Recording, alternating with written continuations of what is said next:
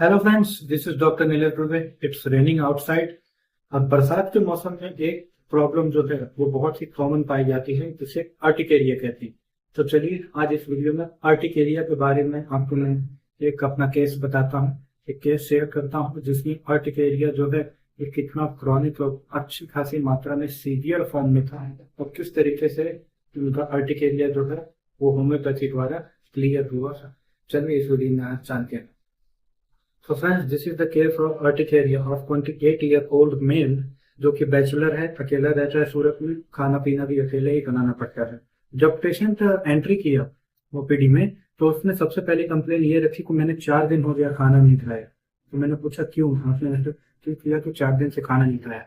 तो उसने बताया सर मैं बाहर का खा नहीं सकता, अर्टिकेरिया जो है मेरा ये जो है एग्रावेट करता है। दूसरा मैं जब भी घर पे खाना बनाया जाता हूँ तो गैस हीट से जो निकलने वाली फ्लेम है, जो गर्मी है, उसकी वजह से मेरे अर्टिकेरिया के ऊपर इतनी ज्यादा जलन और इतनी ज्यादा चुभन होती है कि जो मैं बर्दाश्त नहीं कर पाता और गैस मुझे मजबूरन बंद करनी पड़ती है। इस वजह से मैंने 4 दिन हो गए ना बाहर का कुछ खाया है ना ही घर पे खाना बना के खाया है। ठीक है, तो ये जो केस था इसमें मैंने एक रूब्रिक का यूज किया। आप वैसे तो मल्टीपल रूब्रिक का यूज किया, आप देख सकते हैं, पूरा मैं केस लगा देता हूँ यहाँ पे। ठीक है, तो लेकिन एक जो रूब्रिक है वो बहुत ही पेचीदा है और जो मेडिसिन निकल के आई वो थी काली आयोड।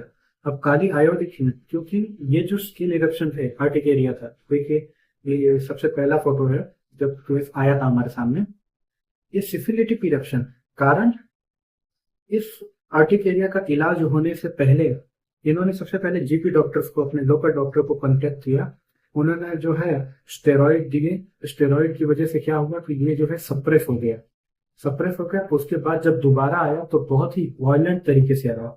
इस बार जीपी डॉक्टर्स ने हाथ खड़ा कर दिया और इन्होंने जो है एक डर्मेटोलॉजिस्ट का ओपिनियन लिया। डर्मेटोलॉजिस्ट ने अच्छा खासा ट्राई किया इस चीज को जो है खत्म करने का, बट कुछ खास हो नहीं पाया।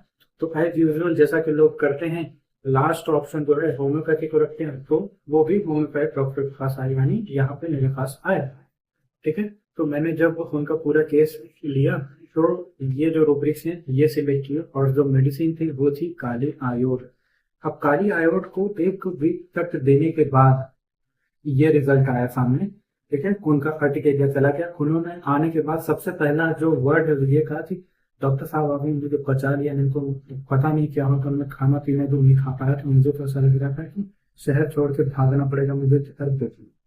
ठीक है, अच्छा 8 दिन में ये रिजल्ट तो आ गया, पर क्या अर्टिकेरिया अब भी चला गया? जी बिल्कुल नहीं। जब तक सिफिलिटिक माइजम जो है वो पूरी तरीके से न्यूट्रल नहीं हो जाता और होम्योपैथ की इस चीज को कंफर्म नहीं कर देता कि हाँ अब आप मेडिसिन बंद कर सकते हैं, तब तक ट्रीटमेंट चलता रहेगा। और आप लोग ये ध्यान रखिए, सिम्टम चले जाने का मतलब ये नहीं होता कि डिजीज चली गई।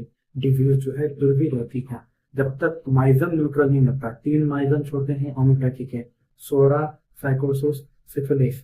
ठीक है, इन माइजम्स के बारे में मैं किसी और वीडियो में बताऊंगा डिटेल में, लेकिन जो सिफिलिटिक माइजम है ये जो है सबसे डिस्ट्रक्टिव होता है और यही माइजम एक्टिव था इस पेशेंट में, जिसकी वजह से इतनी ज्यादा प्रॉब्लम थी।